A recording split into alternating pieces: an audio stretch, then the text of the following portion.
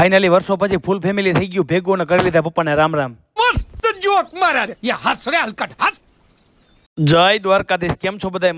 મજામાં જી છો. તમારા બધાનું હાર્દિક સ્વાગત છે મારા મિની વ્લોગમાં. ઘરેથી હોન્ડા કાઢીને નીકળી ગયો ગોંડલ પહોંચીને જોયું તો આ ભાઈ તો રિક્ષામાં ડુંગળી વેચે છે.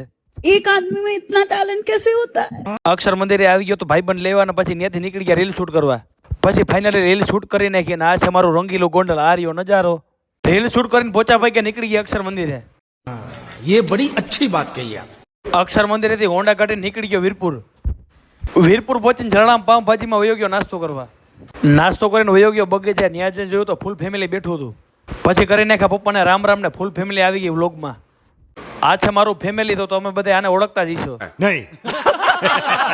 ત્યાંથી અમે બધા હોન્ડા કાઢીને નીકળી ગયા ગાયત્રી મંદિરે. આને તો ચાલુ હોન્ડામાં હક નથી. મંદિરે પોતીને માતાજીના દર્શન કરી લીધા અને વીરપુર રહેતા છે એ એને આ મંદિર જોયું છે.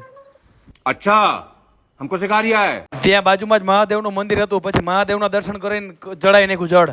મારો આ ફેમિલી મિની બ્લોગ તમને સારો લાગ્યો હોય તો લાઈક શેર અને કોમેન્ટ કરી દેજો.